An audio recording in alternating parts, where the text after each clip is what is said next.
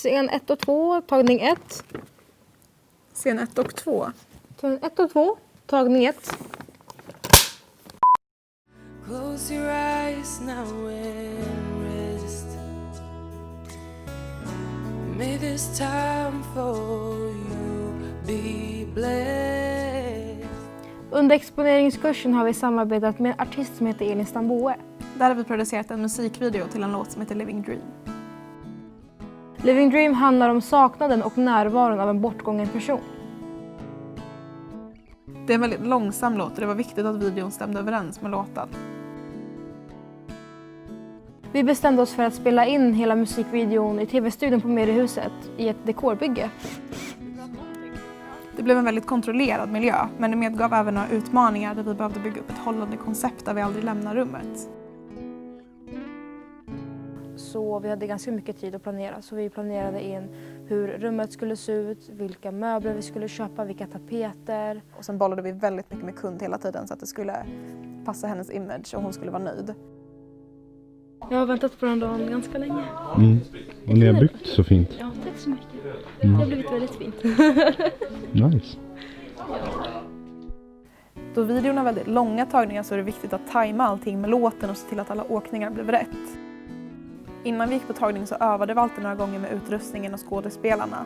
Sen spelade vi låten i bakgrunden och körde tills tagningen satt. Utöver att vara producent med Julia så var jag även MUA under inspelningsdagarna. Den största utmaningen jag hade som MUA var att matcha sminket och outfitsen bägge dagarna då scenen utspelades på 2 inspelningsdagar. Under andra inspelningsdagen så var även Elins mamma med och då behövde vi lägga extra krut på hennes sminkning för att hon skulle se äldre ut än vad hon faktiskt är. Så det vi gjorde var att vi sminkade till massa rynkor och sprayade hennes hår med grå färg. Den största utmaningen för mig som regissör under den här produktionen har nog varit att släppa all logistik. För mig som har jobbat som producent i 4 veckor innan den här inspelningen så hade jag ju svar på alla frågor som dök upp på inspelningen.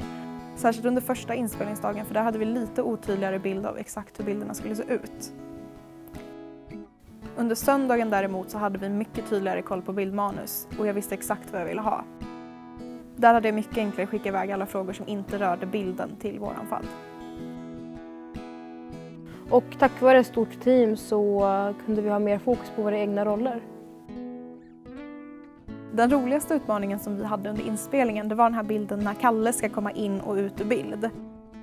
Det vi gjorde det var helt enkelt att Kalle stod redo vid sidan av sängen, kranen åkte in på Elin och sen så hoppade Kalle in och la sig i bild innan kranen åkte ut igen. Några få gånger så såg man att han studsade ner i sängen så då fick vi ta om den. Men bortsett från det så var Kalle väldigt duktig på att smyga sig ner i sängen. Vi hade även en matchcut i vår musikvideo där hon går ut från dörren och kommer in med en ny outfit. Så för oss var det ganska viktigt att bilderna skulle vara identiska. Och när ni låser kameran och hon stängt dörren ska ljuset bli golden hour. Nej, vi rör inte den liksom. Nej.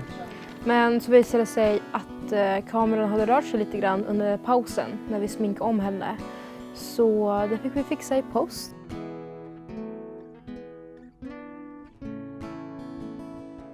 Och som plan B hade vi ju filmat in den scenen från en annan vinkel också så man kunde klippa mellan ifall det skulle tabba sig. Den sista bilden i videon det är en utåkning när kvinnan ligger gammal på sängen och mannen ligger bredvid. Och bilden blir på första försöket så bra att hela teamet blir helt berörda. Men sen visar det sig att det finns en liten tejpbit vid sidan av sängen som vi blev helt galna på. Jävla tejpbit!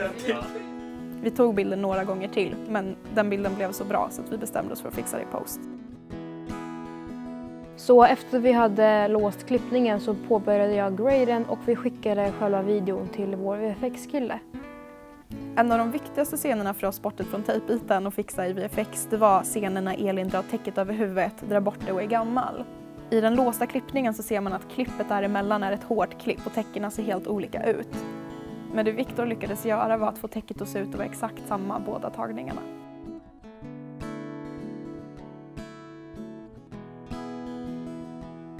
Till er som kommer läsa exponeringskursen nästa år rekommenderar vi att planera helt enkelt. Det har underlättat väldigt mycket för oss. Ja, ju mer man planerar desto bättre chanser att man löser problem som dyker upp på plats.